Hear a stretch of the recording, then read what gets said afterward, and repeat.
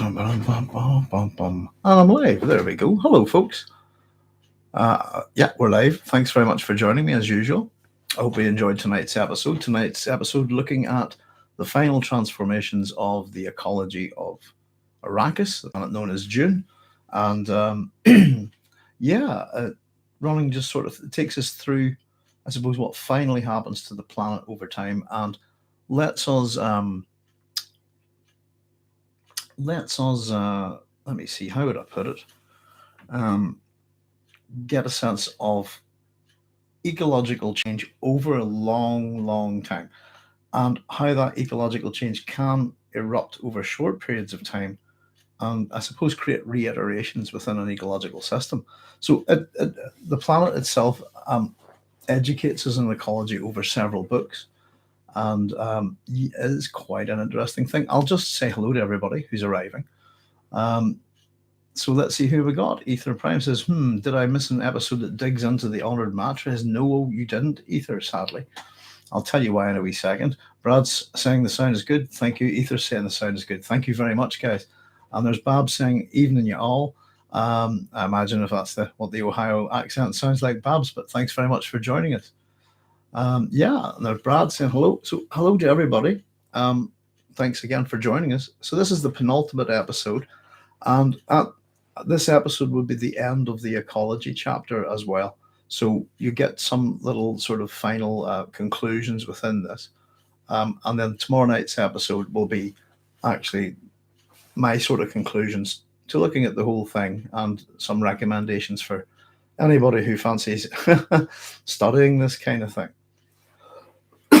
Excuse me. So there we go. So as usual, if you have any questions about the ecological section, the ecological theme in Arrakis, the different changes that happen to the planet. We touched on the main ideas that Herbert has really, which are hydraulic despotism, as opposed to the sense that long-term thinking is not enough. And again, we also have this different aspects to ecology. Like we have particularly, economic ecology and religious ecology as well. So, yes, of course, the other major thing, systemic thinking. So that's the major set of warnings that Frank is delivering in terms of ecology. And it's not just that this is an ecological book. Here's one idea. It's a bit more complicated than that. And yeah, one of the more interesting things I think about certainly within the academic world is that there's a range of people, as you will have seen if you've watched the episodes, that only deal with the first Dune novel, and sometimes it's a matter of when their works were written, but in terms of how they can actually approach the Dune series in terms of ecology as a long-term endeavor about long-term thinking, often it really just messes things up a bit for them, I think, which is kind of sad. But there we go. So there's Caron has arrived. Hi, Caron. Thanks for sending me those that wee article there. It was had a good wee nosy. Was it Guillermo del Toro? Oh, is that right? What's his name? Guillermo del Toro. Is that correct? I might be getting his name wrong, but thank you for that. And that was a good wee read, actually. I enjoyed that. So thanks for joining us. No, we're just getting started, guys. So if you do have any questions or comments about Arrakis, also known as Dune, Guillermo, what's his surname? Oh, is it Del Toro, though, Karen? What's his surname? Who was Guillermo, like that? Am I pronouncing it wrong? I suppose what's that form of Guillermo? This is like William, I suppose, originally. Del Toro, thank you. Yes, I'm not too sure on the pronunciations. Yeah, it's a bit, I suppose, like William of Normandy sometimes. But interesting. Thank you very much. Yeah. Just a greeting and a quick summary of this chapter. There we go. So yeah, it's pretty much that's all we've done so far. So yeah, anybody has any questions, fire away. As I said, let me see. Oh, somebody did ask something there. I think, Ether, did you miss an episode that digs into the honored mattress? Excuse me, did I miss an episode that digs into the honored mattress? We do look at them a wee bit in the evolution chapter, along with the I think, at the with the Bene Gesserit. But no, we don't, sadly, because that's you'll find in tomorrow night's episode, which is the conclusions and recommendations. Either that sadly there's a chunk of work cut out of this, an awful lot of work cut out of this, and one of them was to particularly explore the sort of the feminist aspects um, of the Dune series, I suppose. So sex and gender in particular were tantamount to another massive chapter, and then was going to look at war and politics as well, tied in with religion. So that would have amounted to a substantial body of work. And sadly, because of the way the themes interweave together, as you've seen, we've got Frank Herbert's words on that it's very deliberate, and he makes it want to be very difficult for anybody to tease any of these themes apart, these themes and motifs. That the way I approached the work as a thematic analysis meant that I had to pick the strongest theme and run with it to set up my chronology, understanding that everything's wrapped around that theme, if you see what I mean. And that theme being, of course, evolution, rather than what most people think Dune is all about, is actually ecology. So sadly, and the point being that those themes would have been equally entwined with everything else. But in terms of their prominence within the story, I organized my work that way. And it meant the stuff that got took out was basically the stuff like that would have heavily explored, well, it did explore, sorry, a lot more aspects of the last two books, which is one of the reasons why they're not too good in my memory, sadly. So that all got cut. But one of the recommendations in my work was that that kind of approach should be undertaken by other academics. So recently we've got Dr. Cara Kennedy has a PhD on Dune and has approached all six books, which is the right thing to do, and has approached it from, I think, very much the feminist aspect of that. So I think a lot of her work would look at different aspects of female society within the Dune universe, and is well worth taking a look at. And I think some of hers is going to be published shortly. But she has a website which is dunescholar.com, and I think I've talked about it before. There's some articles and stuff which are probably pieces out of her PhD, etc. So check there actually. But that's why it's not in my work. And I've actually sort of said, having a chat with her about it, that it's what makes my work actually look a bit male centric, if you see what I mean, which is something I wasn't happy about.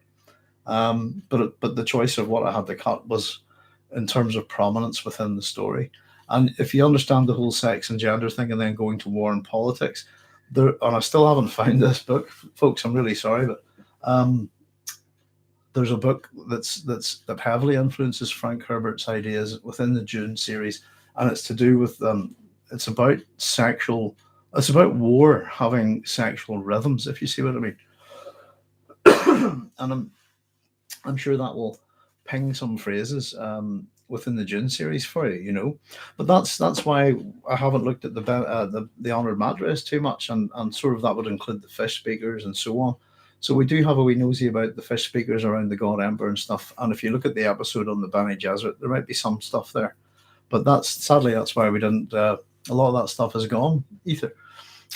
Let's just catch up with your comments, folks, and see if we've got any questions. I think my throat's a bit better tonight, he says, fingers crossed. I was hoping to see why Frank and the Honored Matres destroy Arrakis. Well, it's a good question. Brad says it really doesn't gel in my mind that the Fremen didn't foresee the impact that watering the planet would have on the worms, such a massive blind spot. They know what water does to the worms due. There we go, to the water of life product. Yes. Yes, that was discussed. Yeah, we think about why is the planet destroyed, and it really is. It's why would the author do that to his creation, this wonderful creation? And Arrakis Dune is as much a character, within the Dune series as anyone else, I think. And we talked about, it really is to take away that crutch to end the cycle, if you like, of constant reiteration, to break out of the of the constant feedback of the system is to, to destroy the system and to start anew. So I think there has to be some kind of, I think as we discussed the other night, um, I think Ether missed this conversation, didn't you? Um, yeah, I think you did, Ether. We had a good natter about it last night. It was something that just occurred. Why would the author do this?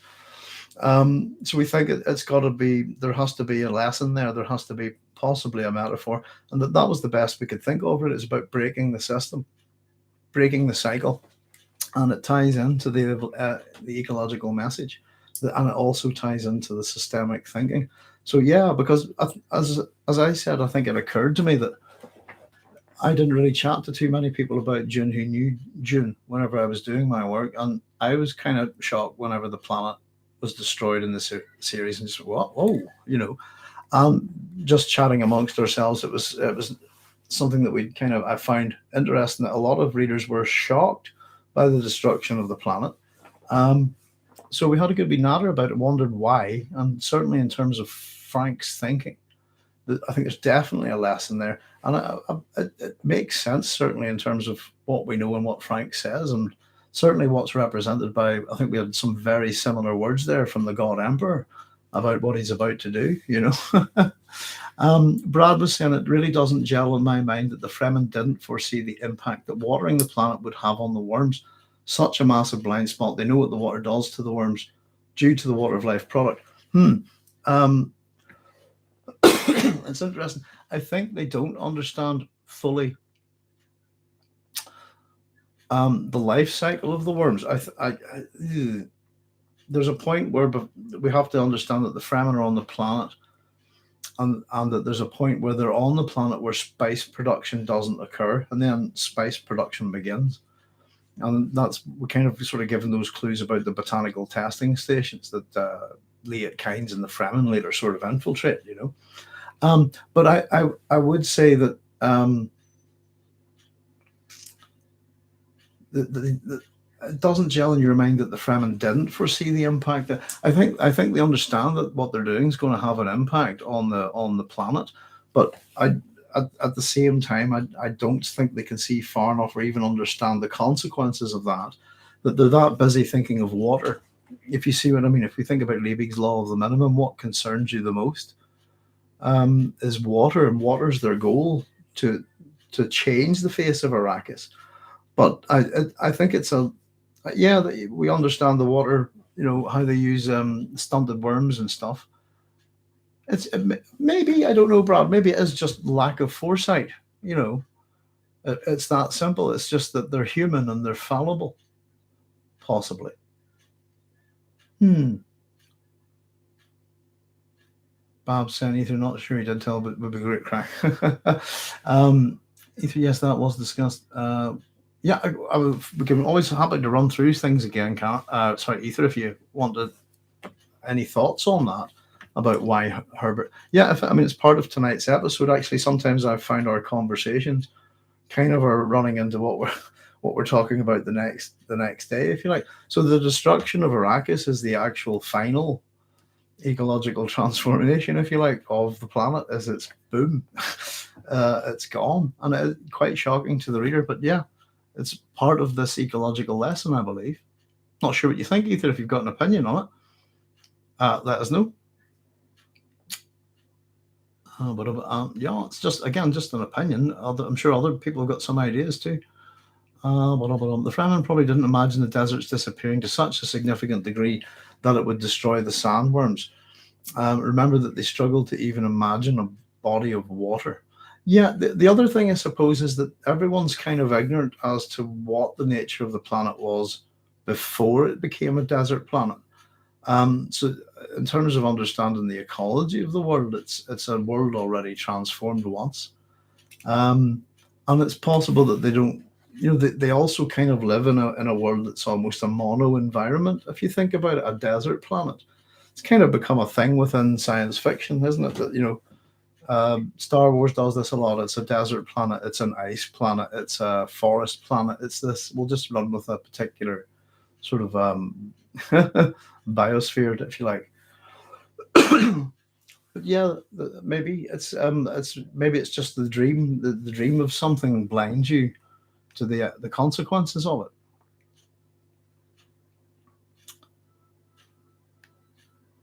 Bob says, but one thing that niggles at me is why there is no word for drowned in the Fremen language. How did they kill the little makers to get the water of life?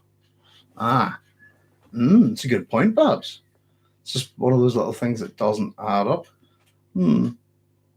You don't have to be at sea or in a river to drown, by the way. As another point, I suppose. But maybe they have a word that's similar that's to do with sand or something, I suppose. But it's yeah, interesting. Or rain, says Karen. Yeah, and of course we had that end of at the end of the David Lynch version of June. Of course, it rains, doesn't it? And then hey, everybody's we actually, if we understand the book, we're going, oh no, that's a the incredible slaughter of the sandworms. It's terrible. Uh, Babs at says, I don't get the inability to imagine vast waters when they had great reserves in their streets. Yeah. And I also imagine that there would be something bound in their cultural wanderings, that they're the Zen Sunni wanderers, and they have, you know, I suppose within their own culture, the religious culture, they must have some kind of oral tradition. They must have been on a planet once upon a time with with oceans and seas and stuff, and surely their Sayadinas would have the other memory to tell them a wee story one night. You imagine that the Fremen are an oral tradition culture, if you see what I mean. Well, yeah, you would absolutely assume that they are, I think. Hmm. Yeah, we the readers don't even figure out the cycle properly until children of June, I believe. Yeah, it's through other memory and with Leto the second, isn't it? It's where they twig on because they're actually able to look at the planet at different points using other memory. So it allows them to have a long term view of the planet. And I think the point with them is that they actually see that the process of change that was begun under Paul Atreides is happening so quickly. Excuse me. If you see what I mean, it's going a lot faster than it's intended. And again, unforeseen consequences of ecological change undertaken by a person who can see the future. There are little flaws in a lot of this, to be honest with you. But again, we can suspend our disbelief a bit, I suppose. Hmm. Chris Life saying, "Hi, Chris Life. Babs, maybe in universe the word for drowning the baby worm is closer to the word for dissolve or poison." But good question. Yeah, it is an interesting thing that linguistically, I suppose there are lots of things that are common, to humanity, I suppose. But yeah, I'd imagine that it doesn't take, particularly the word for drown. I think that's one that doesn't make sense. If you see what I mean.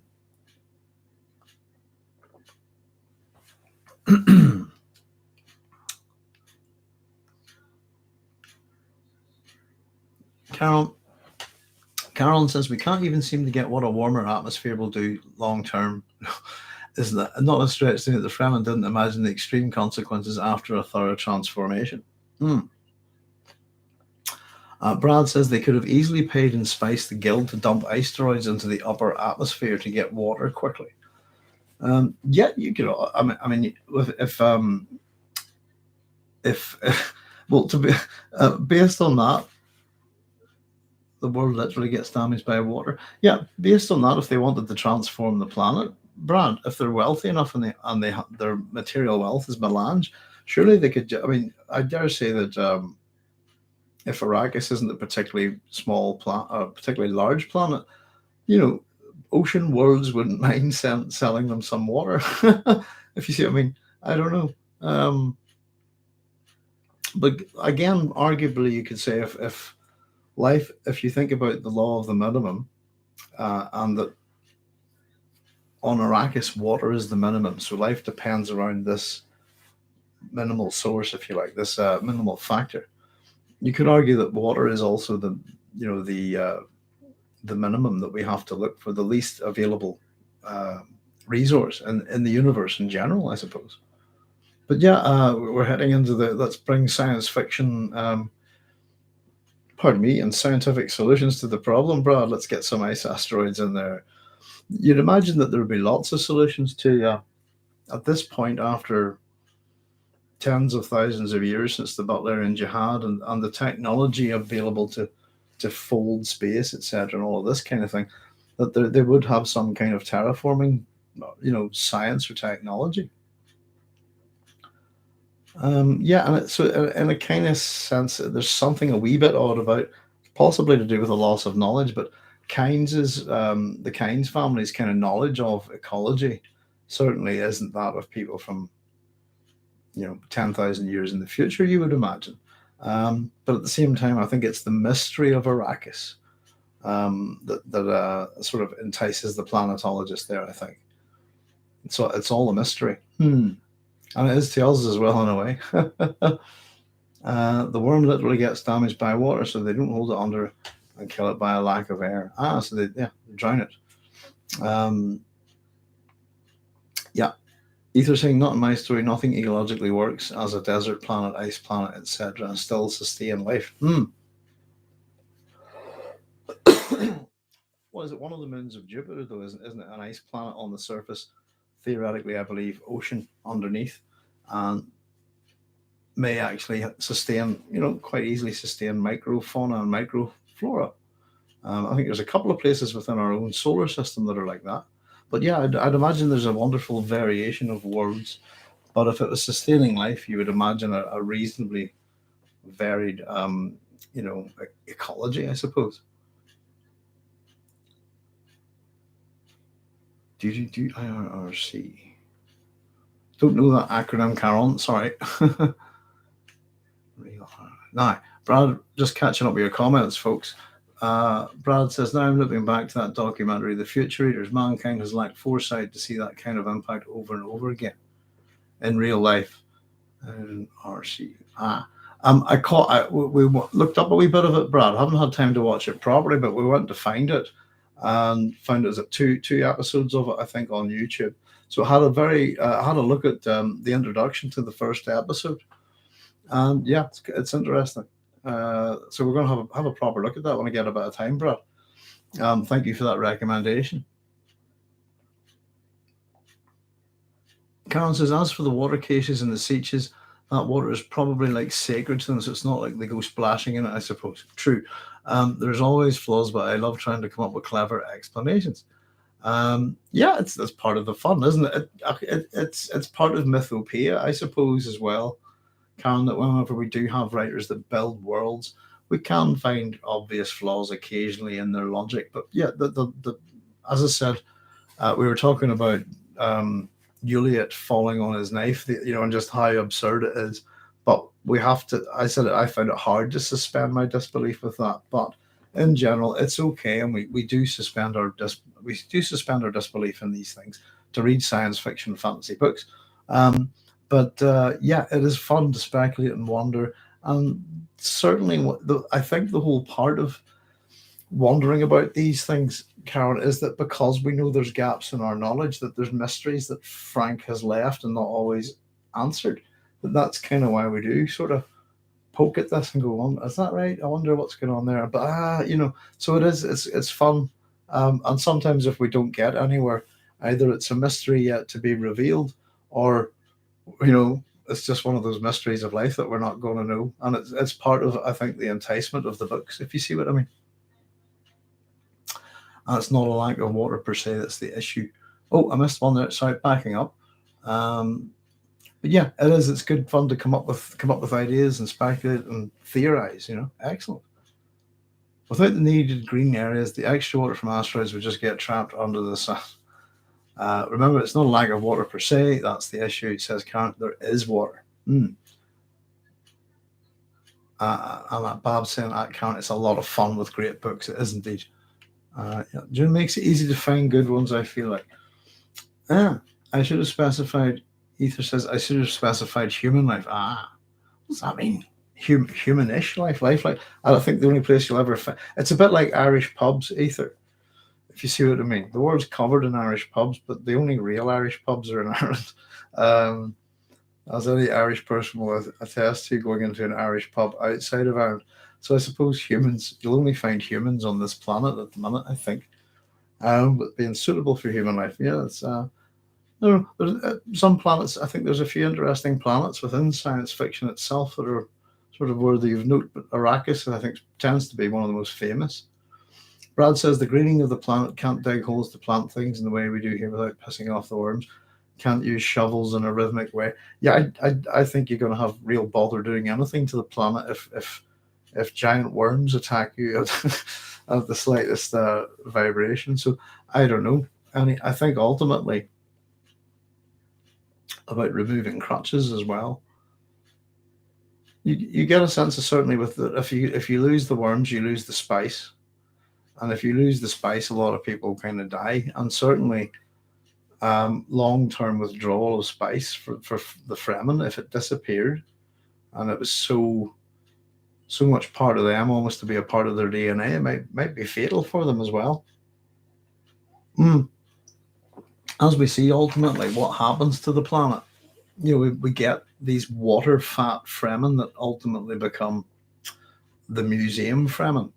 And as the process of change happens to Arrakis, over time we see this continual degradation of these people up until the point where they're essentially people like they're like a tourist bureau almost, where they dress up as these Fremen from the past and pretend that they're these deadly holy warriors of Muad'Dib, when most of them couldn't fight their way out of a paper bag, this kind of thing.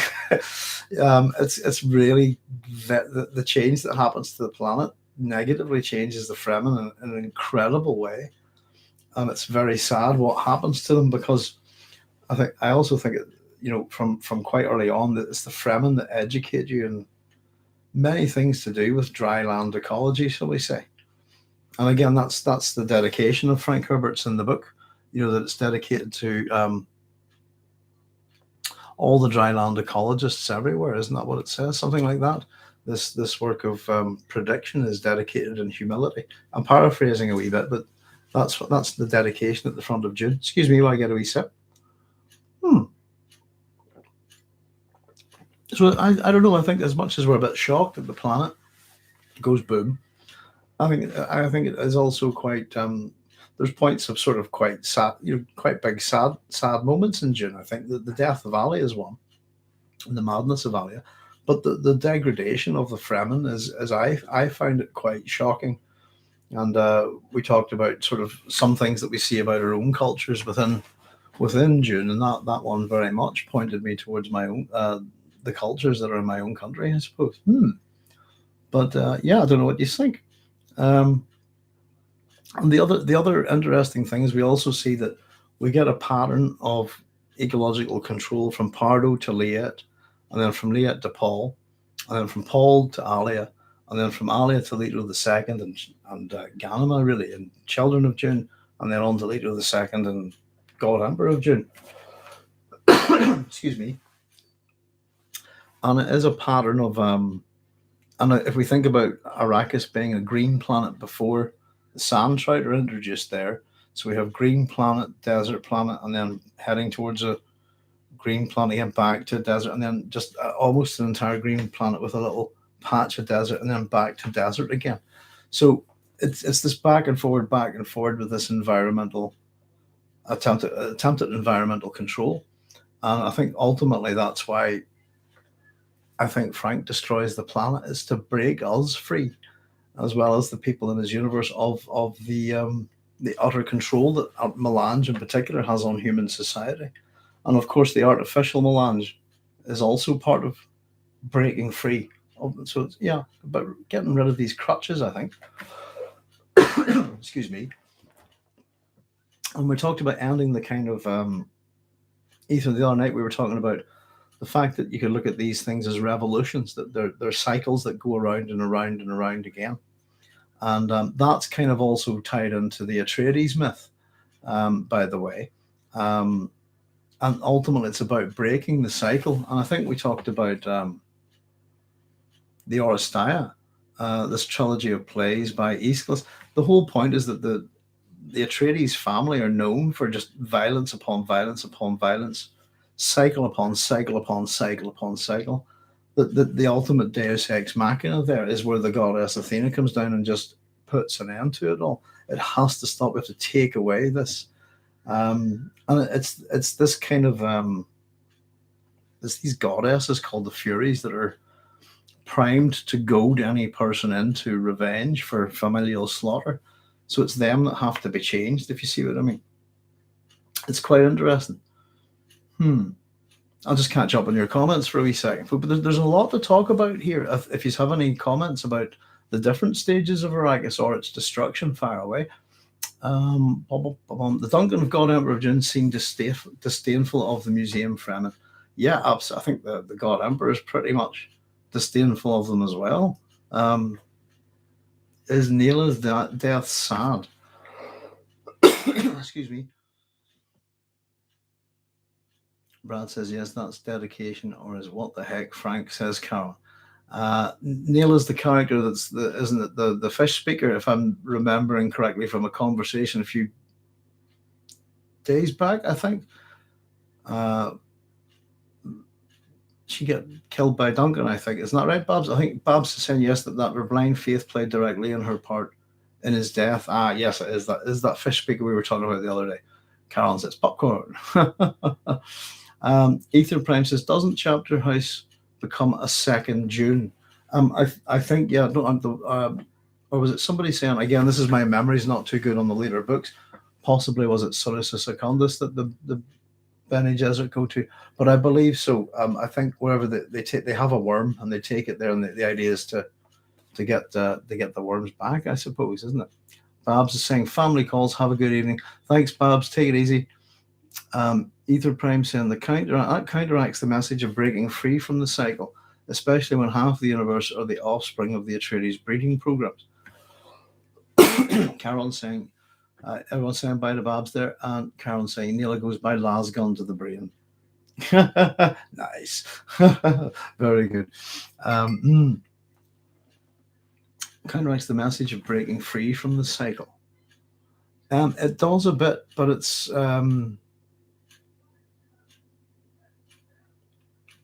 yeah, it does a bit, I suppose, but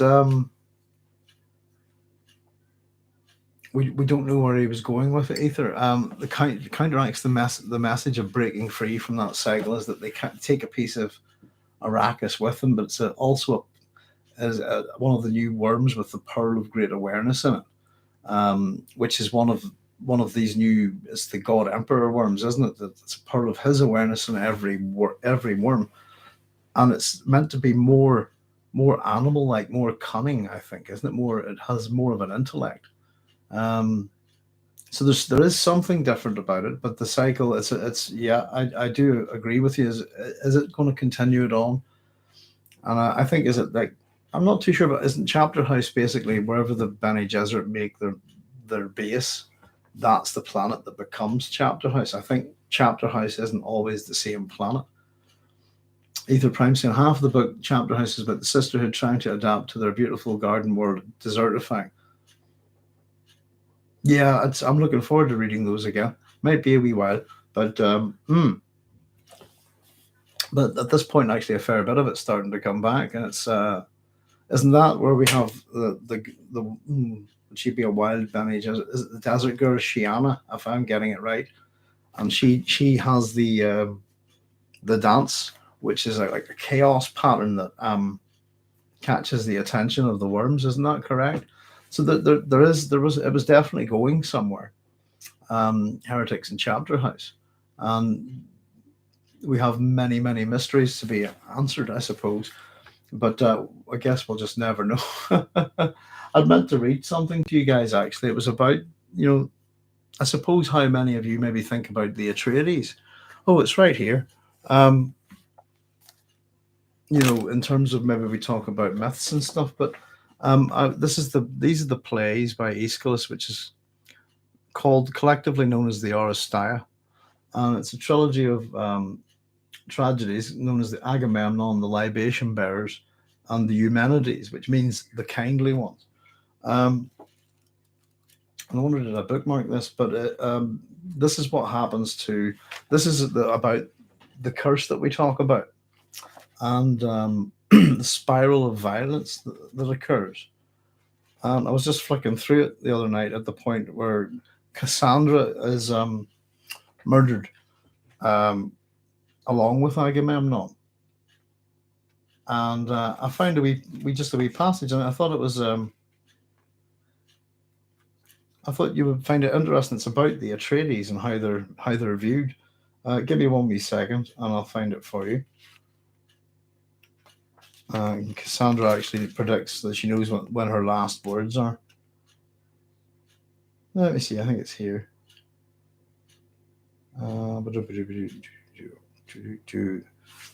Have a wee nosy. I'll just hang on. I'll tell you what. Let me see if I can find it. It's more so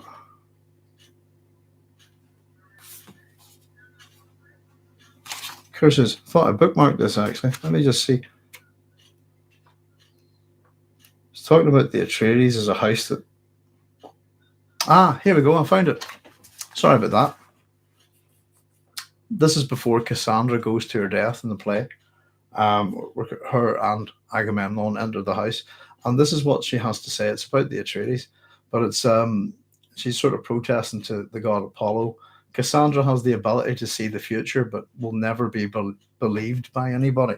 And it's just this is from the Agamemnon, and it says, "Apollo, Apollo, Lord of the ways, my ruin, where have you led me now at last? What house is this? The house of the Atreidai. If you understand not that, I can tell you, and so much at least is true. No, but a house that God hates, guilty within of kindred bloodshed, torture of its own, the shambles for men's butchery, the dripping floor." There you go. So that, just in case, there's certain ways of looking at the Atreides, and that's from Aeschylus's drama, the Agamemnon, and I just thought it might be of interest to you to actually hear an opinion of the Atreides, those that the gods hate. So there are little clues to things in the Dune series within names, I suppose. It's a big one. Excuse me. I'll just catch up. I don't know what you thought of that. If everybody ever seen the Oresteia, it's worth having a look at. If you ever see a play or maybe a televised version of it, possibly. Ether says half of the book Chapter House is about the sisterhood trying to adapt to their beautiful garden world desertified. Yeah, and yet the desert waif becomes a sister and goes to Chapter House and helps them to grow and multiply. Yes, thank you, Ether. Carolyn says, Doc, how would you rank the 6 Dune books by how much they are your favorites in the series? Okay. Goodness, right. Tell you what, let me grab a pen, make sure I can. That's a tricky one. I don't like doing that kind of thing. If you know what I mean. Favorites. Favor means you prefer one over the other, I suppose. I don't. One thing I don't like is top 10 lists and stuff like that, or But sometimes it's hard to say what is the best, if you know what I mean, that kind of thing. But I'm just going to scribble them down quickly and have a think about that. But I'm going to have to say that my favorite one. And we have heretics, and we have what have we got? Chapter House, right? Okay, I'd argue that my favorite number one, my favorite book out of the whole lot is God Emperor of Dune. Over Dune, I think it's really good. I'd say that my second favorite I'll go with is Dune, and my third favorite is Dune Messiah. And I would actually have to go. See, that's a bit of a tricky one, to be honest with you. I'm just going to go with 4. For fourth would be Children of Dune, fifth Heretics, sixth. I would just actually put those 3 together, to be honest with you, guys. I would say that Children of Dune, Heretics, and Chapter House would be kind of equal in my esteem. I think they're all good books. I think they're all really good books. But if I had to say what book do I enjoy the most that works on more levels than one, it's got to be the God Emperor of Dune, because it's time to teach you your lessons if you didn't notice them, I think. And I think just as a character, he's fascinating. and he holds my attention very well.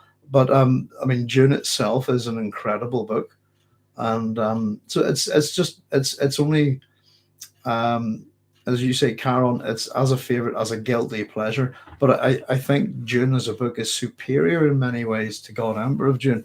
But it's which one do I enjoy and prefer reading? As God Emperor of Dune, definitely.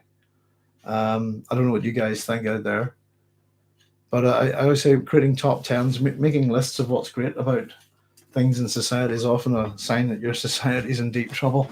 um, I think that's quite an interesting thing. But Ether Prime says, for me, I would rate it as Dune, Heretics, Chapter House, Messiah, Children, and God Emperor of Dune. God Emperor of Dune, least favourite there, Ether. But the Heretics and the Bene Gesserit books solidly there, number two and number three for you. That's interesting. I think they're really good and work very well. Um, hmm. Brad says, if you want to start desertification, that is too easy, even without employing the guild. I'd imagine it wouldn't be too hard a thing to do. Um, Ether Price is an interesting passage. Thanks for sharing. You're welcome. It's just a passage. It's comments by Cassandra and the chorus. As she knows that she's doomed. She's actually just a little bit longer than that. She'll go, these are my last words. She knows that because she knows where she's about to get murdered. It's all to do with Agamemnon's hubris and the fact that he allowed his child Iphigenia to be sacrificed, and Alice to allow the thousand ships to sail. So they're both about to be murdered by Iphigenia's mother, Agamemnon's wife. So it's prophecy and prescience, very much part of that. And I just thought if you wanted to, yeah, this is someone going to their doom. It's whose house is this? What noble house is this? It's the Atreides house. Oh shit! If you see what I mean, they whom the gods hate. Oh no, I'm doomed. It's that's what it's about. So it's interesting. Just a lot of us, we think about the Atreides as the war leaders of the Trojan War, but there's other stuff that they get up to before and after, and that's the after. The aftermath of the Trojan War for the Atreides family is just macho family murder, big time. But you're more than welcome. So Aeschylus is. If you ever get a chance, Aeschylus has 7 plays, I believe, that survive. Is that right? 7 or 8, I think, in total. So if you ever get a chance to see one of them put on, they're excellent, truly excellent, really good. But yeah, arguably, if you probably be able to see the Oresteia as a whole thing. I'm sure somebody's made a film out of it at some point. I think. Let's just catch up with your comments, folks. Oh, I'm getting so excited! I'm going to see Dune tomorrow at lunchtime. Oh, hey.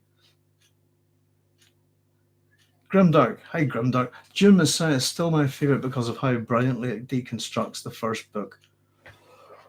Excuse me.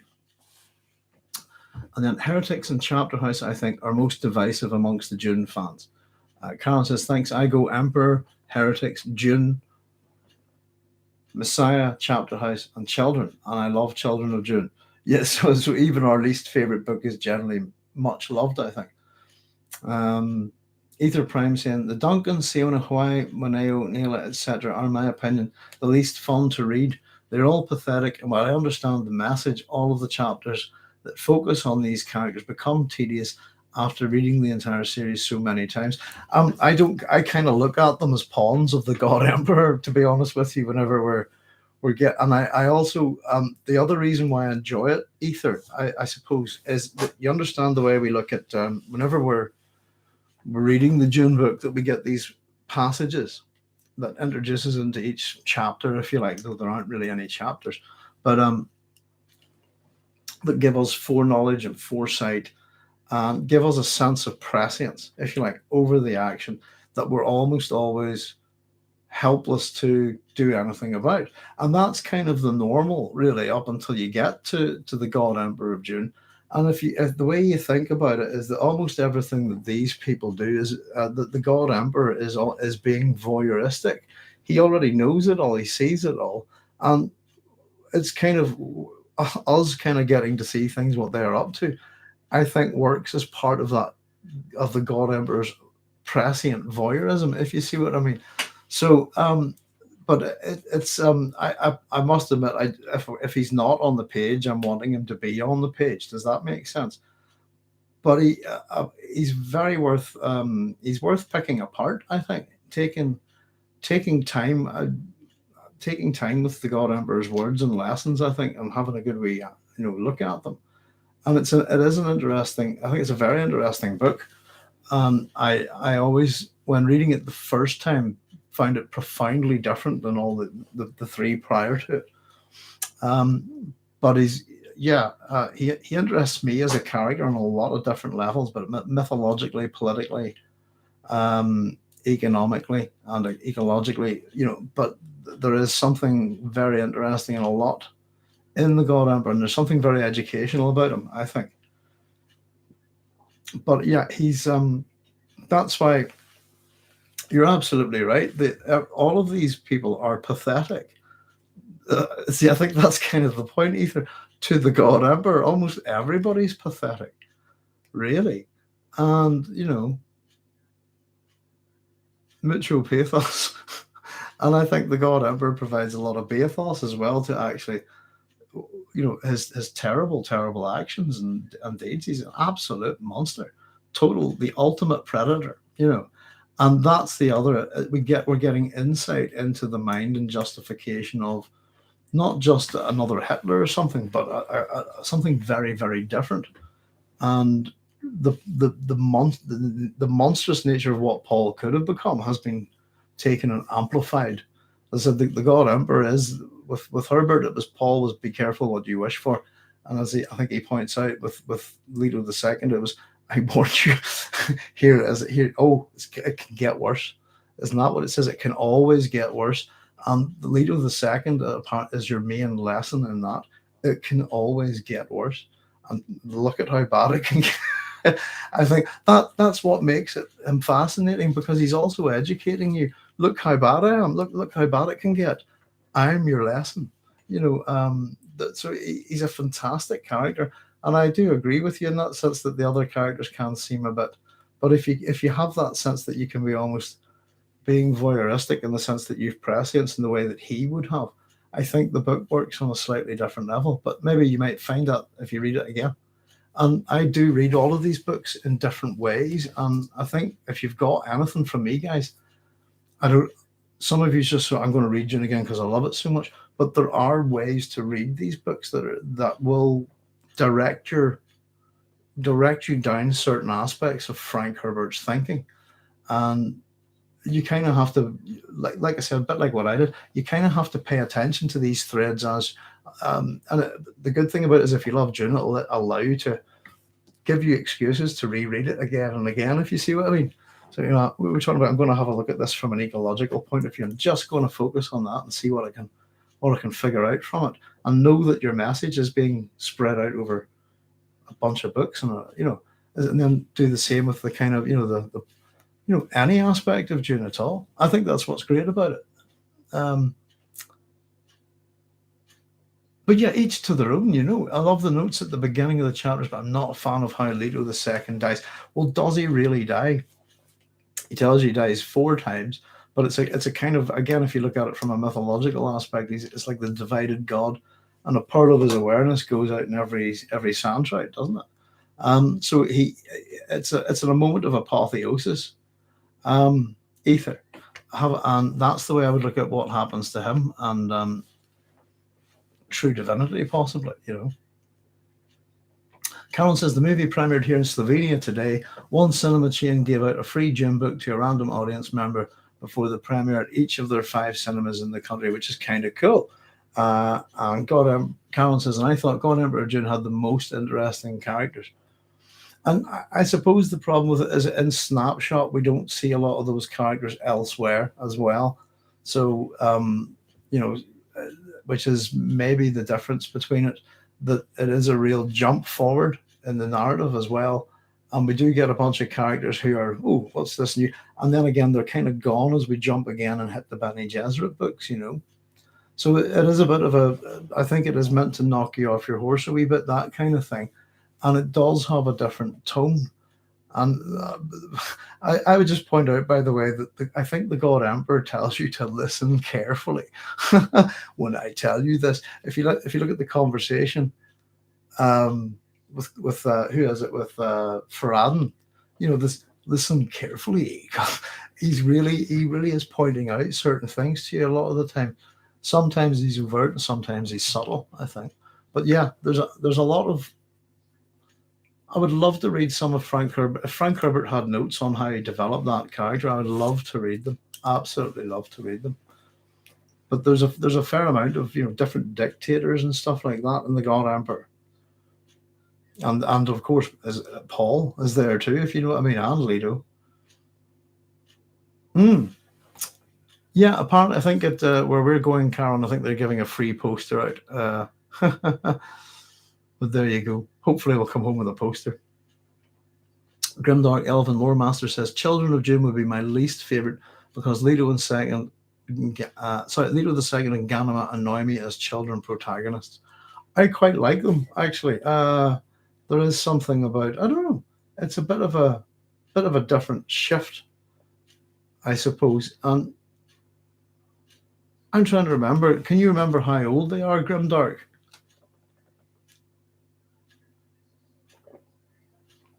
With Paul being 15 at the start of June, I'm kind of wondering exactly what age they are, but they are kids, and I think that gives a different outlook for a protagonist for June. It's different to look through the eyes of a child, isn't it? Sometimes, and of course, these are children who have an awful, you know, who are adults in every sense of the word, with all these memories. Leto the Second and Ghanima are only 9 years old in Children of Dune. Yeah. I think it's, yeah. I don't think it spoils it much at all for me. But it is a wee bit hard to imagine them like that young in the book, I suppose, because of their actions and so on, and the way they talk and communicate. But I suppose we have to think of them as incredibly old, a bit similar to Alia. But who still kind of, I think, are still, if they're 9-year-old, I'm sure there's aspects of their personalities. They still like playing games and stuff like that. They're still childlike. But yeah, I don't remember them being that young, but that's quite young. But it makes it a wee bit different, I suppose. But yeah, I suppose I'm kind of, I find it fine, and whenever I was reading it, I tend not to think about maybe age and some of these things, but their characters kind of reminded me a little bit of, now goodness, this would be going a long way back, but I couldn't remember their names. But remember reading the Arthur Ransom books, the Swallows and Amazon books, you know, and I thought maybe it was not too sure why Frank sort of went with that age for the characters, to be honest. But can't say a full book and poster. Oh, it'd be nice for me to get a nice another copy of Dune. All mine are scribbled on, and I've wrecked several copies of Dune over the years. But I'm happy with the movie poster. Freebies are great, aren't they? Leto the Second and Ghanima are only 9 years old and Children of Dune. Yeah, as I said, I don't know if you remember those kind of books. Children's literature you don't see around too much these days. As much as the kids in the book, the adventures seem quite real and stuff like that. And you tend to focus on just the adventures and the character, I think. But yeah, I wonder if that's. I think it tends to sort of come down a fair few, the sort of bottom end of a fair few people's lists. That's what I was trying to say. But I still find it a very entertaining book, and there's plenty more intrigue in it and stuff. And I think them being hunted with what is it? Is it some kind of tiger or something like that? Oh, I've missed a comment starting with "Don't get me cheating," starting with "Don't get me wrong." I'll run back. Let's see. There we go. Sorry about that, Ether. Thank you for that. 2305. Okay, don't get me wrong. I still love the book. I absolutely was held by it as a real page turner when I read it the first time, but it's in subsequent readings over decades where I'm willing to skip whole chapters, starting with my fourth or fifth time through the series now. I just skipped the entire book on 12 plus readings, and that's God Emperor of Dune. Ether. The Bene Gesserit sister who dies taking the water of life, I forget her name, the older one who's usurped by the younger one, who angers Leto II, is the most interesting character in the book. The one that Leto II likes. Brad Rose saying almost 1 hour. We are still on June. Well done. Thank you. Thanks for putting me back a wee bit, guys. June. Oh, I like how you did that. I don't know what you think, Brad, but whenever you saw, they see the letters of June in the advertising, and it looks like Dunk. And I wonder if you guys think is that meant to be a deliberate nod to Duncan, as until the little star arrives. And I was just thinking, I don't know. I had been thinking about an. I don't know. I thought that was a little bit odd. I wasn't too enamored with the planet appearing in the letter E, if you see what I mean, of June after a while. But that's quite interesting how you've done that, Callum. Very cool.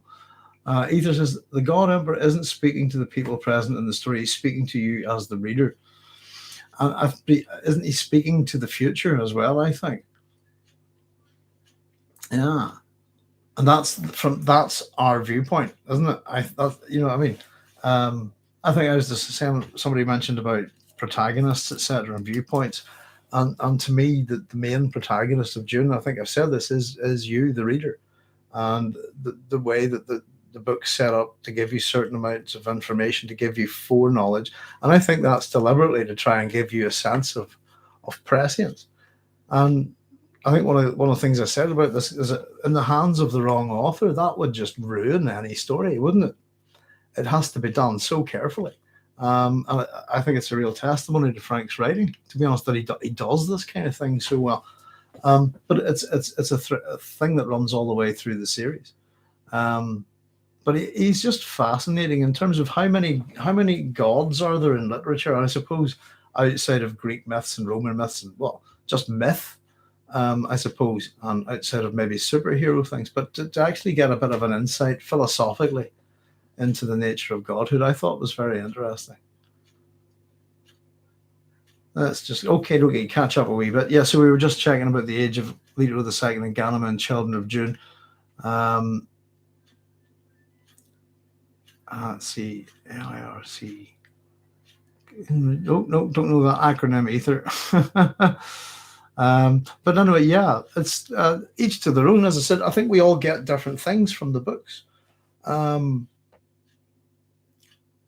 And I think I was telling you, one of the things I really like about Dune, I think I was saying I've been reading the book and I've just pretty much finished it. I'm just on the last appendix and going to run my eyes through the glossary of terms again. The dunk. I have to watch that again, dunk. I don't know. I thought that was it. Just there's a lot of the adverts that I saw for Dune initially. Whenever you see the letters appear, the planet didn't really appear for a bit, and I was going, what the hell's Dunk? And then like, oh, Dune, right? Got you. You see this wee. So I don't know if it was maybe just the versions of it that I'd seen that the little planet or whatever it is takes a wee moment or two to arrive.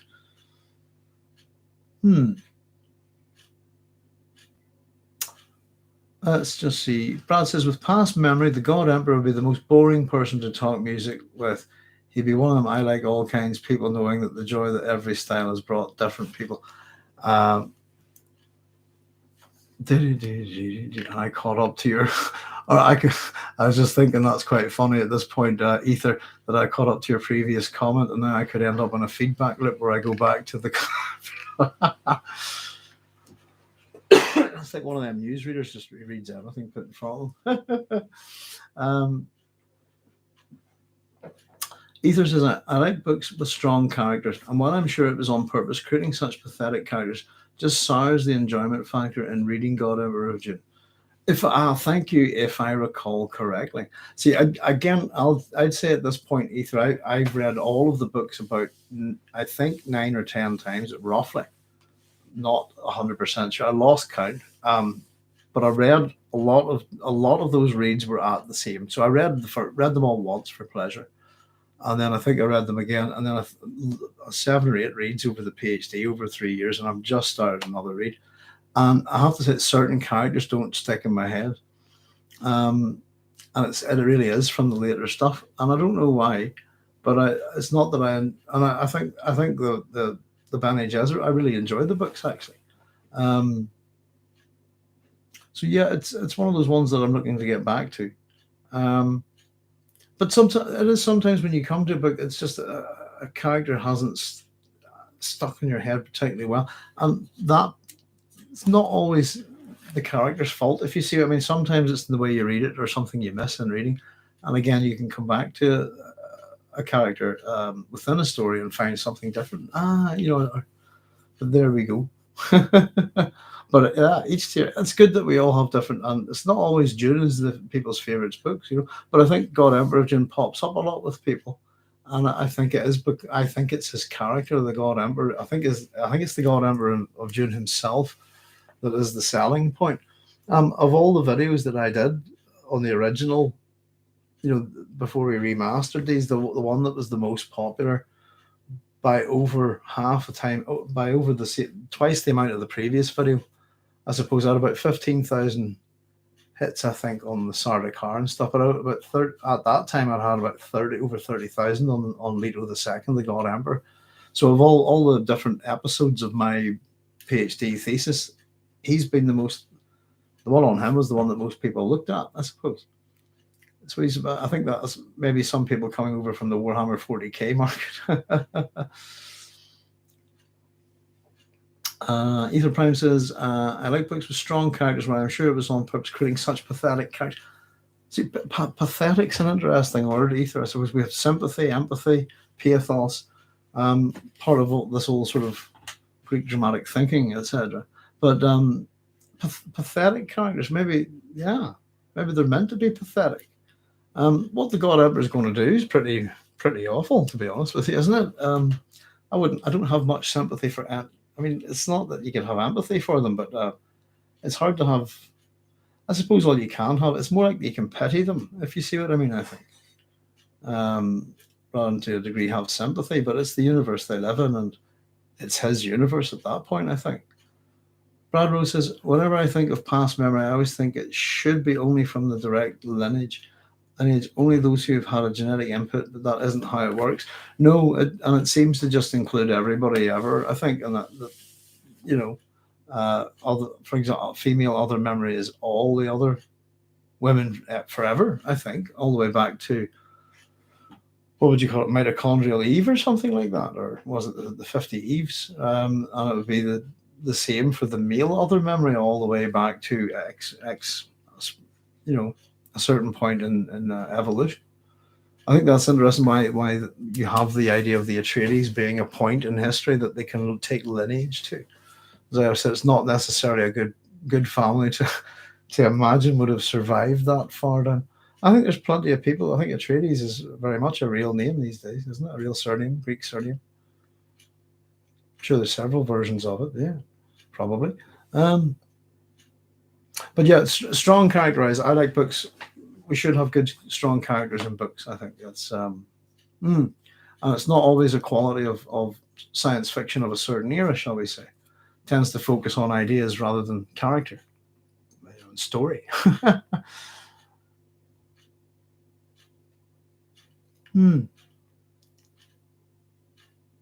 So I mean, a dunk mock-up of a leaked photo of the proper logo, and that spread like wildfire. I made everyone see Dunk for a month. Stormtroopers of Death, something. Says Brad Rose with a question mark. Well, acronyms are awkward, aren't they? Sometimes there's so many modern acronyms. Brad saying, Karen, sorry if you hadn't worked it out yet. Ahmed again, he says. Stormtroopers of Death. Excellent, Duncan. Duncan, to be honest. There you go. Half of God Emperor of Dune is a Korean romance drama, says Ether. Leto II is to be smitten by Hwai bangs Duncan, and Siona are wanted to be mate by Leto. Leto offers Hwai to Maneo, etc., etc., etc. least Frank made the ultimate love tetrahedron.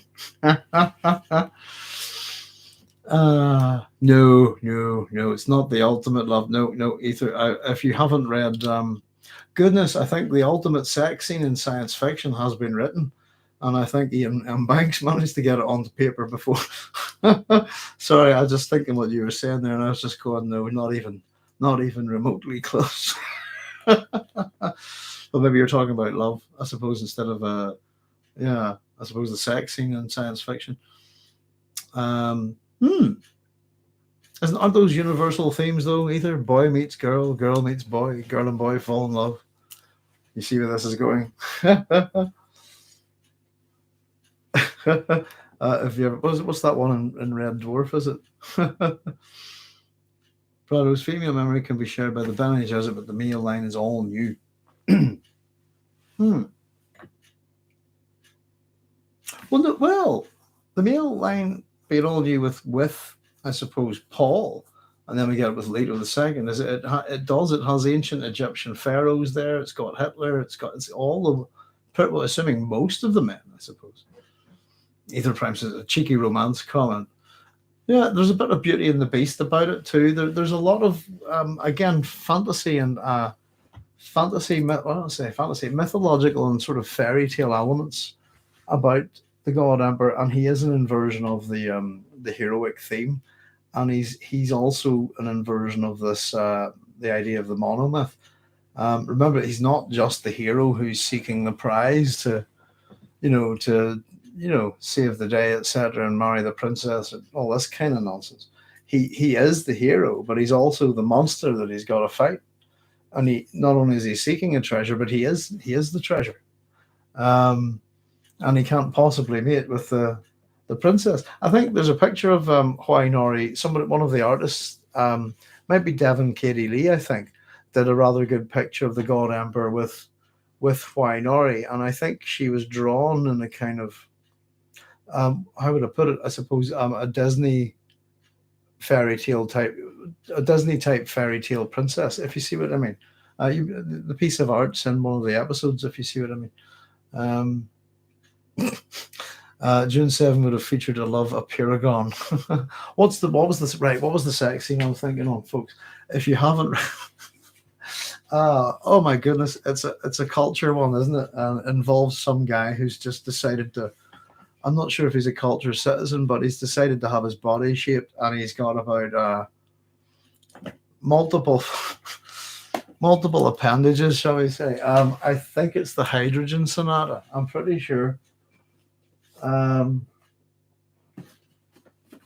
Yeah, I'm pretty sure it's Ian M. Banks' last culture novel, The Hydrogen Sonata. Has a very interesting orgy. It's a kind of I need to get information from this guy, but while he's in there having an orgy, go and have a chat. And would you like to hop on? The guy's got about 50 penises. And basically it's a whole orgy where various people are on the mall, and it's ridiculous. I think it was Ian M. Banks taking the sex life of the culture to. So I'm not even sure if it is a culture person, but it's taking the sex life of the culture one step beyond once again, if you see what I mean. And if you're not familiar with the culture books, that's worth reading.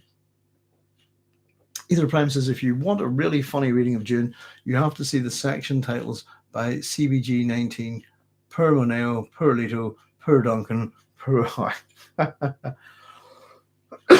Comic book girl 19. Yeah. Uh, yeah. Well, yeah. I suppose the latest Duncan has just been decanted as well, and there's almost something comical, and the God Emperor can just crush people. He can flatten them. There's something. Whoops.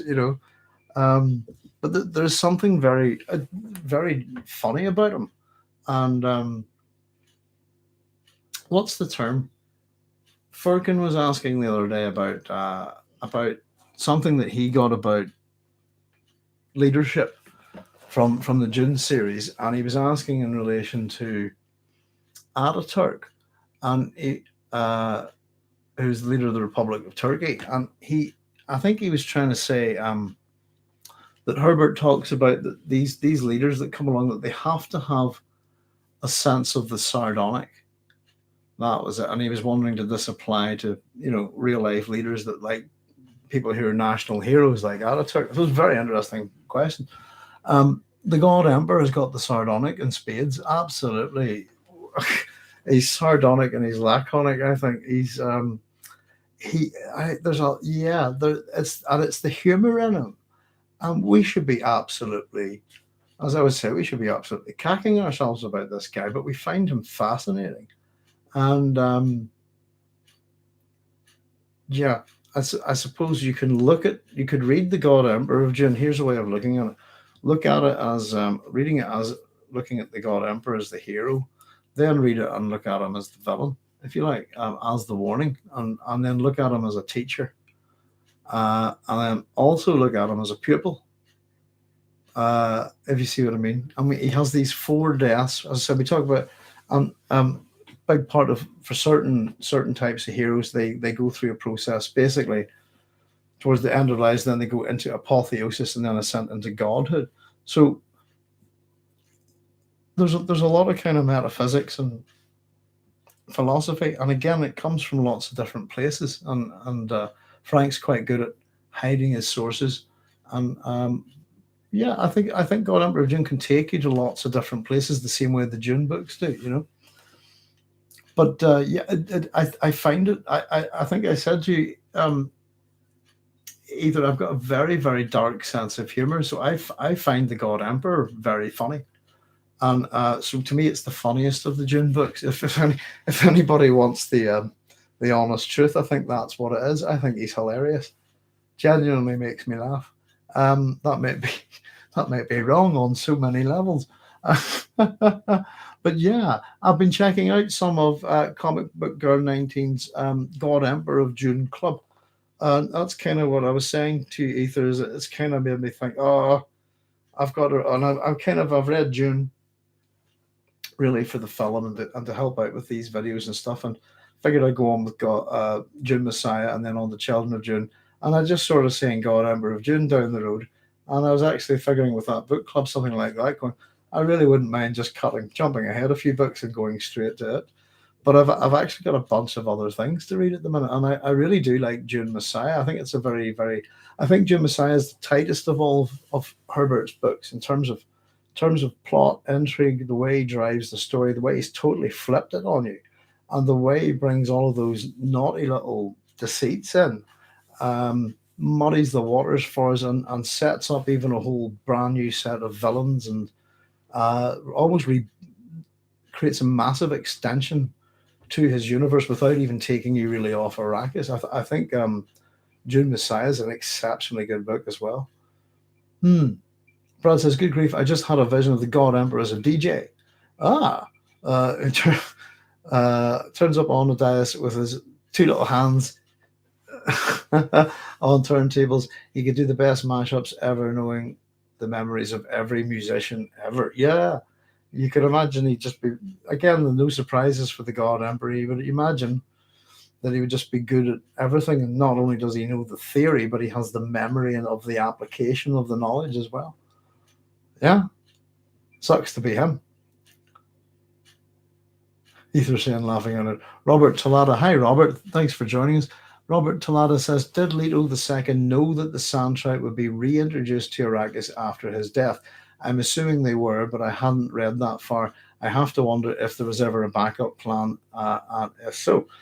Yes, part of his plan, as Brad says. Yes, indeed. He foresees his death.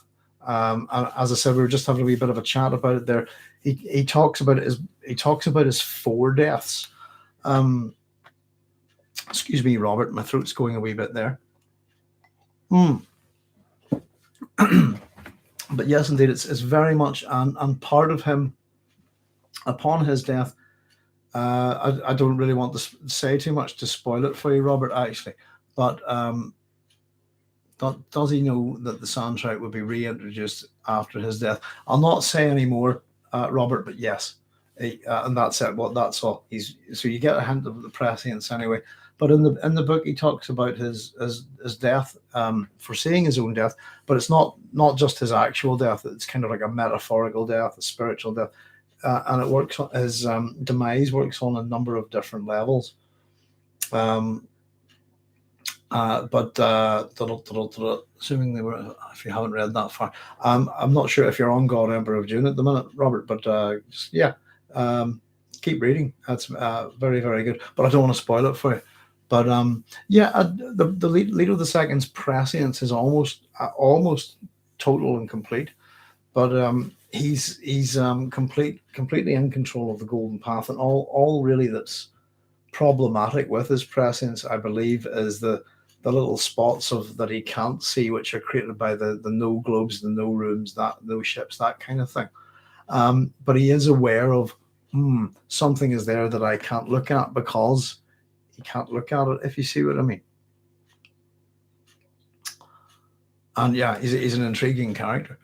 Robert Toledo says, "Many thanks, laughing out loud. I don't mind spoilers, though the read is still satisfying to me nonetheless." Well, he does know that's enough to tell you. But keep going. It's really good, Robert. I'm absolutely atrocious of me to spoil it. I suppose we do present a lot of stuff here, assuming that everybody's got through a certain amount of books. I suppose. So I hope too much information that's coming out here doesn't ruin things for folks. Um, but they're complicated books. There's a lot to pick out from them. There's a lot going on. But yeah, I think God Emperor of Dune's absolutely very enjoyable. As I said, uh, grimly humorous. I think it depends on your sense of humor, and if you enjoy being educated by a really dangerous predator that would happily just flatten you in a second. um, hmm. Ether's just backing up a wee bit there, folks. Ether saying yes, Messiah is also very good. Just in the construction of the narrative in particular, um, Ether that it reminds me under pressure. We were talking about the Dragon in the Sea. Frank Herbert's first novel is incredibly tight, just thrilling, but the sense of pressure that the book actually puts you under as a reader. And what's great about Under Pressure, The Dragon in the Sea, as it's also known, or 21st Century Sub, is there's no chapters in it. It's whenever and I remember reading it over, just gotta keep going, and the book itself, if you read it that way, puts you under pressure to get through. It's really good. Um, mm, so yeah, but Messiah reminds me of and I still say to a lot of people, actually, Karen was asking me, I think it was Karen, somebody's asking me up about putting my favorite Dune book in order, etc. But arguably my favorite, I think one of the best written Frank Herbert books, and probably one of my favorites outside of the Dune. I don't know how to say it. Sometimes I actually think it's better than all of the Dune books. Is The Dragon in the Sea. I think it's a cracking book. And I quite like submarine fiction as well. Hmm. Robert Talada says, "Oh yeah, sorry, I was saying many thanks. No worries, Robert. Um, or more correctly, part of the Golden Path as well. Hmm. And yeah, the God Emperor has his." Caron raises his hand. Hi, Caron. Um, yeah, the Golden Path. It's totally he's full on with it, and it's his vision. And I suppose we could maybe understand it from the point of view that if we think about Paul's golden path and what happened to it, again, is this actually necessary? And is the golden path just one lunatic's vision of what we should do? Because he's not human anymore, is he? Robert Talada says, I felt that pressure more from Herbert's books than from The Foundation by Asimov, which I'm also currently reading, also enjoying the Apple TV series. um, Anita Prime saying, I also really enjoy the actress's portrayal of Alia in the Children of Dune miniseries. I think you made that point a wee bit earlier. Yeah. I don't know the actress's name either. I think I've commented on her before. I wonder what is her name. Can anybody bring her name up? Actually, here, I'll tell you what, quickly have a look. Children of Dune, Alia, that's lazy of me. She is very good. Actress, please. What have we got?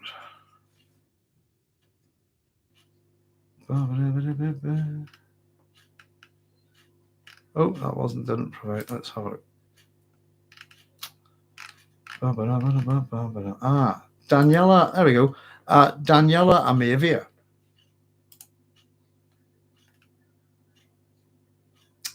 Is her name. And she says she's from Greece, born in Greece, raised in Germany. That's her name, Daniela Amavia. Yeah, she's excellent and really, really good in the whole Children of Dune, the Dune Messiah, and into Children of Dune, and really, really plays the character very well, and is really sympathetic, really sympathetic, and she plays the whole power thing really well. She plays the madness really well, and but the reason why I thought she did such a good job is she makes Alia totally sympathetic, right at the very end, and she shouldn't be, well, she should, but she did a good job. Good, yeah, very good presence, and does the whole religious command thing very well.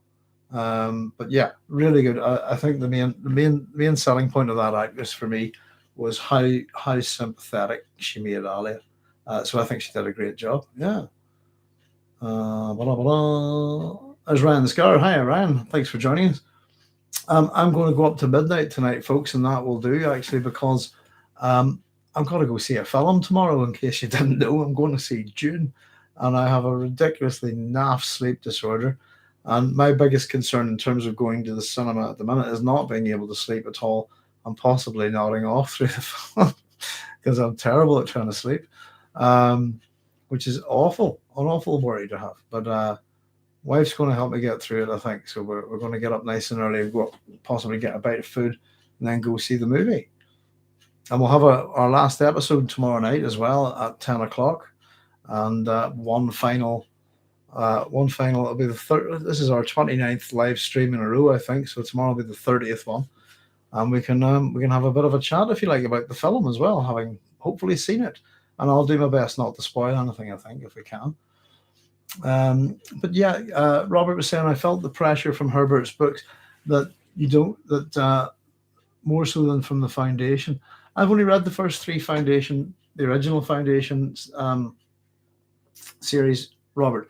We were chatting a wee bit about the group known as the Big Four authors, which are Frank Herbert, Robert Heinlein, Isaac Asimov, and Arthur C. Clarke.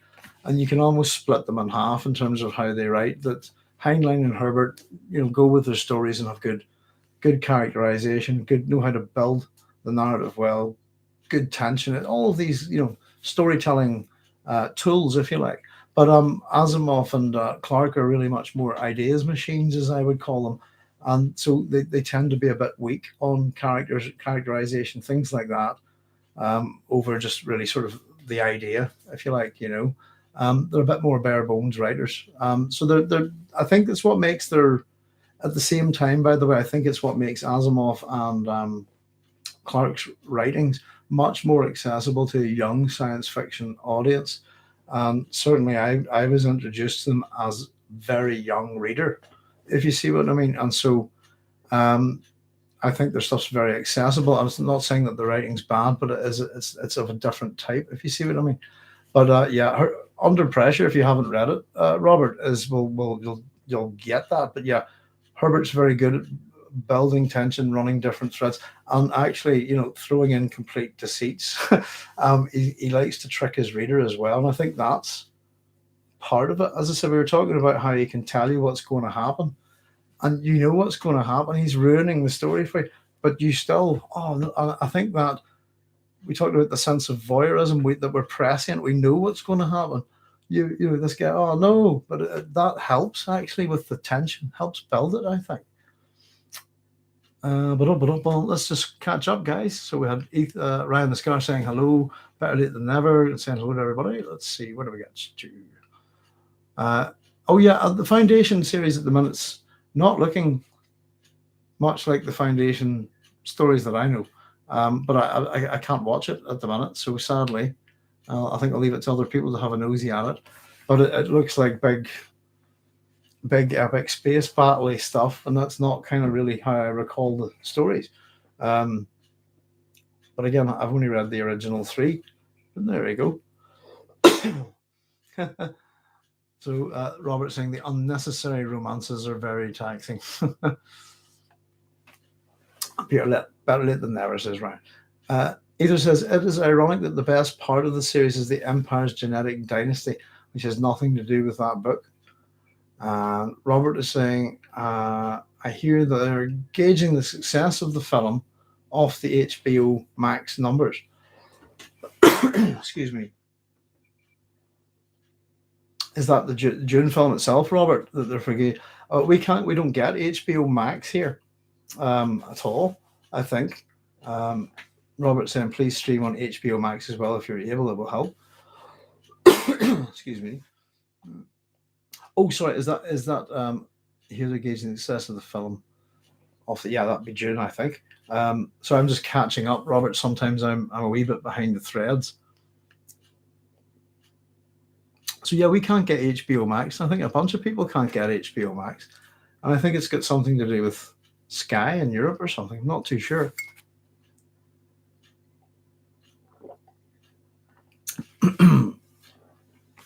Carol saying, after first time, I needed 2 days to digest before I could talk about it. The film. Excuse me. So etching from an earlier book you wrote. I'm forgetting the name of that story though. Missed that thread.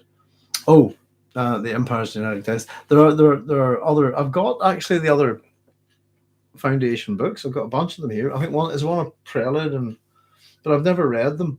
And the last time I was reading Asimov was probably I was looking at the Robot series when I was studying science fiction. That's about it. I think long time ago because I read an awful lot of his stuff when I was very young. I did enjoy it, but not too fresh up here. Excuse me. But the Foundation trilogy is three pretty short books. And I think I was reading the other day that Foundation is going to become an 8-year-long TV series. So a bit of an investment if we're all still here in 8 years. Pick up my jaw that you dropped somewhere in the cinema. Something.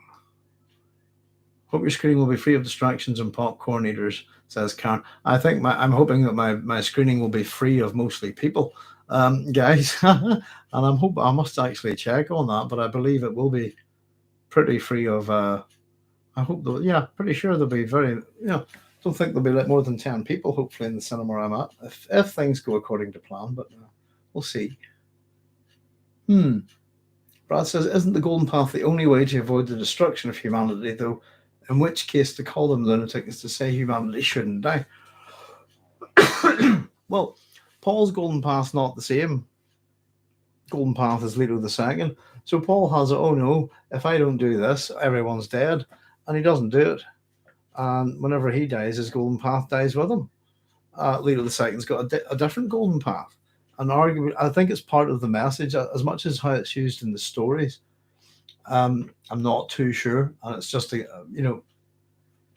bit of me sort of guessing around it. But I think the Golden Path is fundamentally attached to Frank Herbert's hero, and I think it's in the way that kind of the weapon is attached to the hero in the Stormbringer or in the multiverse. If you see what I mean, I think it's one of the trappings of the Kwisatz Haderach, and that Golden Path, in a sense, represents any leader's vision. Like the one that I would argue about is like Hitler's vision of 1,000-year Reich. That would be his Golden Path. And once the God Emperor, after the point of his 4 deaths, what happens to the Golden Path? We have to assume it's done because it's his vision, and unless either something of the Golden Path through the pearl of his awareness, I think, is contained within the worms. But then isn't it now the Bene Gesserit's turn to try and undertake a Golden Path? And surely how would that be the same as the Emperor's, if you see what I mean? I don't know if I'm right on that, by the way. Again, memory of the later. So, well, my logic on it is this. I can crush humanity throughout the ages to produce some really tough people who will fight in a battle at the end of time, or I cannot. In fact, I don't really need to crush them if I just let them. They can all die of old age, and maybe I can allow. There's no need to do it. And if the battle that you're protecting humanity from is at the end of the universe, surely extinction's only around the corner anyway. Why not just let everybody else throughout those tens of thousands or millions of years have normal lives? So the whole logic of doing this, for Kralazek, for the Typhoon struggle, the Golden Path is the only way to save you. I'm going to crush you, but I've got a good reason for it. Again, you should be questioning, why the hell am I supporting this guy? Why do I buy into this nonsense? Because if you, all of us, if we were in the God Emperor's universe, would be crushed by him. We'd be dead, unless we're particularly brutal individuals and we can survive by surviving it. But that's it. I don't know. That's what I think, genuinely. So I do think the Atreides, they're insane by human points of view, I suppose, to have prescience. And the fact that they control it, I suppose it's not. I don't know. I think they'd be pretty cuckoo myself. But I'm just sort of having a bit of fun philosophizing and wondering about it, guys, to be honest. But yeah, I think they're I think the whole Dune universe is a bit of a dangerous place to live, and there are not many nice people in it, I think. Carol saying, my first screening had a big audience, but everyone was dead serious about watching it. The second was almost empty. Perfect. Third, surprisingly, was crowded and full of noisy people. Robert Toss says, might only be a US thing. What was that you were talking about, Robert? Backing up there. Oh, the HBO thing. Yeah. Well, I think HBO Max is meant to be trying to be rolled out globally. My understanding is that, Robert, I don't think any company like that doesn't want to expand their market, but I think there's legal reasons why, and I'm not sure if it's just Britain, but I think it might be to do with Europe. But it's, I think there's if I read something about it correctly, but there will still be TV in 8 years. Who knows? Why not? Television's a relatively new medium, I suppose, if you think about it. Just kidding, says Carol. There won't be people. Oh my God, Doc, what have you done? I've done nothing. I'm just hoping that I've picked the right time, optimized for when people are at work or eating and all of that stuff, and when the kids are at school. And we've kind of just worked on an optimum series of circumstances. So just see how it works out. I'll let you know. If it's a packed cinema, we keep getting contradictory advice about COVID here. So at the minute, they've kind of pulled all restrictions. Everybody run out and do whatever you like. And now, just today, I think they're saying, no, you've got all have to wear masks from now on up to the winter. So it's you put your right foot in, you put your right foot out. At the minute, it's you do the hokey. It's ridiculous. So we've no idea. So we're going there. COVID's sort of going to go up a bit. The news is certainly seeming to indicate that our health service is on the brink, that it's spiking again out there because everybody's just running around going, ah. So if we don't feel safe at the cinema, we're coming home, actually. Or maybe they're all going home, I don't know. But anyway, hopefully we're going to see it okay with, I think, a very light audience. If that's okay, I'm hoping, just based on how we were booking it and the seats that we've booked, were well isolated, I think, within the cinema anyway. So that's the most important thing, I think. Excuse me. Brad says, I haven't been to a cinema in almost a decade. If people constantly make noise, I swear I will stand up and bellow, shut the fuck up, I came here to see this movie, not listen to you, brother shit. Very good, Brad.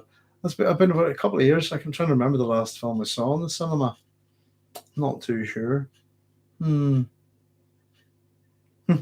Oh, whenever it says there won't be people, happy face, oh my God, Doc, what have you done? That's not the right question, Karen. It would always be, what did some other person have, what did they do to cause those things to happen, I think is the best. I'm just being cheeky. Let's see, folks. Well, a few more minutes left just before midnight, so I'll pile on down through your comments here because we've got a fair few. My throat's starting to get a wee bit again. So I really should finish my sentences. Probably my throat's getting a wee bit crackly again. Robert Talon says, I rented out a theatre for my family to see in peace. Dear. Either Prime says, one of the reasons I truly enjoy Heretics in Chapter House is because it shows that the Sisterhood took on the lessons of Leto II. They self-sacrifice, they share other memory.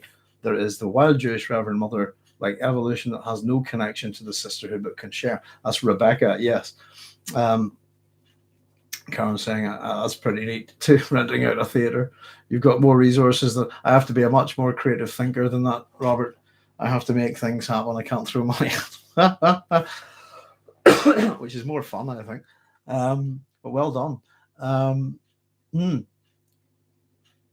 Miles, on with your thread there, Ether. Miles Teg the Bashar is a phenomenal character, and his story shows yet another step in mankind's evolution as well. Yeah, and as I keep pointing out, Ether Miles is the one character, one of the heroes of Frank Herbert's heroes that doesn't fit the Camelot pattern that he's trying to point out to, which I think is interesting. I'll just back up. I missed a couple of comments there. Calcium at Ether Prime. I saw it in IMAX once, but all the IMAX screenings were in 3D. The 3D was distracting. I hate 3D so much, but at least I got the idea of how expansive certain scenes are in that. Excuse me. I think we were discussing the general lack of IMAX in this part of the world and how it seems to me that it's not a common entertainment medium at all. But I can't go to see it in IMAX. Which, regular cinema is fine though. But yeah, it's funny as it was something about, we talk about a love letter to cinema, and I'd argue if you're missing parts of Dune on a normal cinema screen, then it can't be a love letter to cinema. It has to be a love letter to IMAX cinema instead, surely, because we're all going to have a diminished experience. If we can't, for those who can see it on IMAX, it's great. I think you're going to see something the way the director intended it. But if you can't see it, and it's not through really want of trying, then you're surely going to have a diminished experience, of a film. And diminished, my experience of Dune, Karen, is not going to be as good as yours. I'm going to see physically less of the film. Or should I pay physically less of the price of a ticket? But it creates a two-tier audience, doesn't it? Oh, bah humbug, just jiving. Let's have a wee look, folks. Brad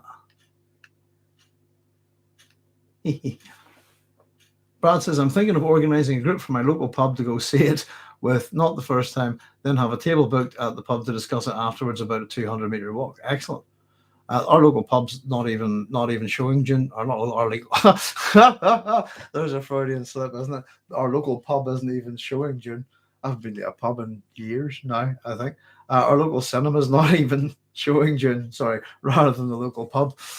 So we're having to go for a bit of a trek. But we're thinking if everything's groovy up where we're going, we'll probably grab a bit of lunch first, and yeah. Duncan and Marbella, the honoured matri who became Sister Marbella. We got a good tea. Maybe fix this, says Ryan.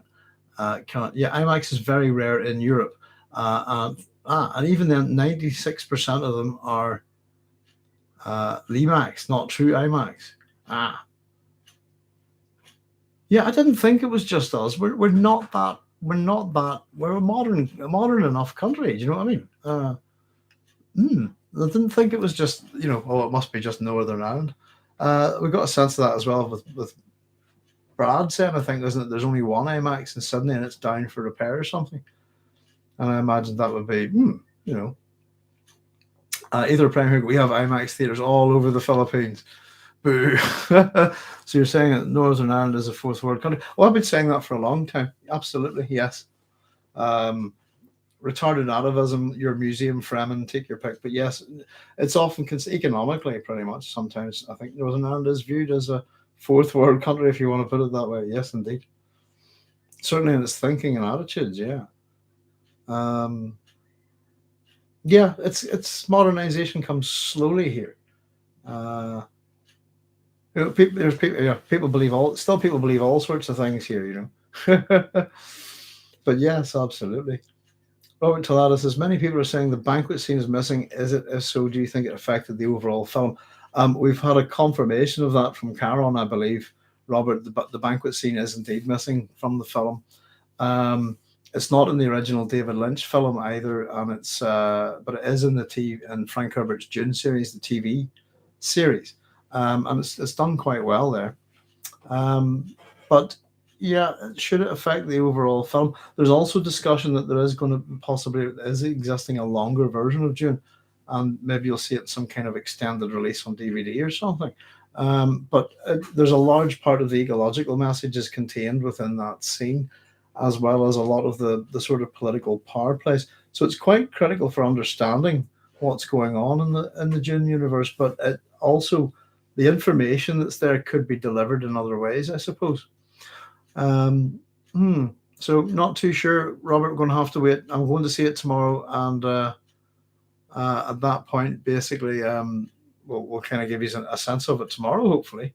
But it's just turned midnight, and I'm not allowed to be sort of fed or covered with water or any of that stuff. Not right, look. So it's the witching hour. So I am going to say good night, folks.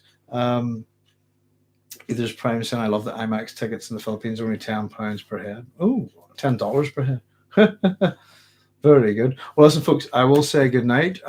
Join me again tomorrow night, 10 o'clock, for the final episode, the conclusions and recommendations of Evolution, Ecology, and the Messianic Hero in Frank Herbert's Dune series. And I'll have seen the film, and we'll be having a live chat about after the episode about 10:20. So I look forward to seeing y'all hopefully tomorrow night. And in the meantime, look after yourselves. Thanks very much for joining in, and we stayed well on topic tonight. I think it was quite good. Look after yourselves, folks. Take care, and I'll hopefully see you tomorrow. All the very best now, and good night. Ciao.